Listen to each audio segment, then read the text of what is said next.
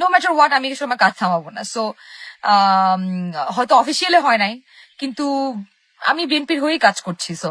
So এটা নিয়ে তো প্যারা খাওয়ার কিছু নাই। আমার কোনো এমন না যে আমি রাজনীতি করতে পারতেছি না, রাজনীতি তো শুরু করলাম মাত্র আমি। সো দেখো, আমি আরো 5-10 বছর কাজ করি দলের জন্য, ডেফিনেটলি তখন যারা সিনিয়র যেভাবে কাজ করে তারা নমিনেটেড হয়েছে, সেম ভাবে আমিও হব। ওয়াসি চম্মক মিস করবো কেন? মিস করবো ব্রো, আমি আরো বেটার কাজ করবো। এন্ড আমি কাজ করতেছি তো। আমি কালচারাল সাইডে কাজ করব, অনেক জায়গায় কাজ করব। এটা তো জাস্ট শুরু। আমি তো বিএনপিতে মাত্র রাজনীতি শুরু করলাম। সো খেলা তো সামনে হবে। কি রে মানুষ, কি এটা কি? এটা জাস্ট একটা সংরক্ষিত নারী আসন নিয়ে ছিল, মেইন ইলেকশন করব। মানে পাগলের সুখ মনে মনে। ইকবাল হোসেন, হায় রে বলদ, এই বলদ যেটা লিখছে, মানে আমার হয়ে তুই কেন চা খাইতেছিস রে বলদ? মানে আমি তো কিছু হয় নাই, আমি তো ওকে। আমি দেখতেছি ফেসবুকে সবাই হতাশ হয়েছে, নিজের ফেলার। এরা এতই হতাশ যে নিজের ফেলার তো একসেপ্ট করতে পারে না, আমার ফেলারটাও একসেপ্ট করতে পারতেছে না। মানে হতাশ ভাই, এত ফেইলার তোমরা, আমারটাও একসেপ্ট করতে পারতেছো না তোমরা ভাই।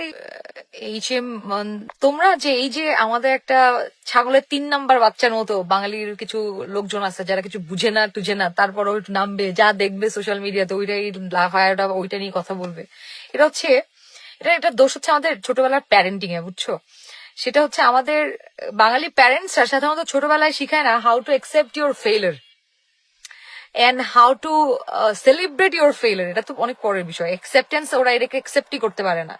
হ্যাঁ, এই জন্য ম্যাক্সিমাম বাঙালিরা জীবনে কিছু করতে পারে না, জাস্ট ট্রাই করতে ভয় পায় বলে। কারণ ওরা ওই ফেইলারকে ভয় পায় যে আল্লাহ যদি ফেল করি, এই জন্য ট্রাই করে না, কিছু করতেও পারে না, শুধু সমালোচনা করে।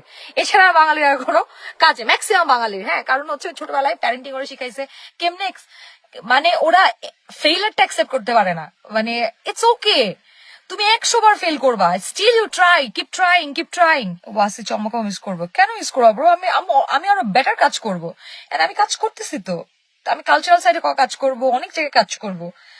এটা তো জাস্ট শুরু। আমি তো বিএনপিতে মাত্র রাজনীতি শুরু করলাম। সো খেলা তো সামনে হবে।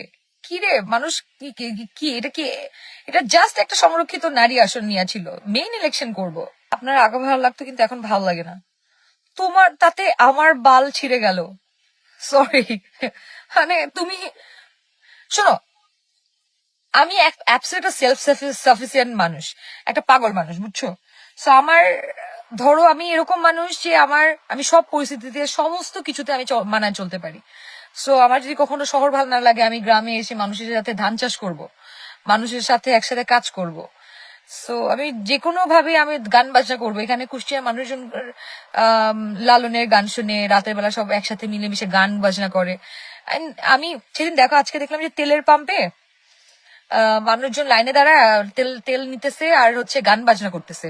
সো আমরা এমন একটা জাতি যেখানে মনে করো আমরা কঠিন সিচুয়েশনেও এটাকে কোনো না কোনো ভাবে ম্যানেজ করে নেই, এটা সেই সিচুয়েশনটা সেলিব্রেট করি। সো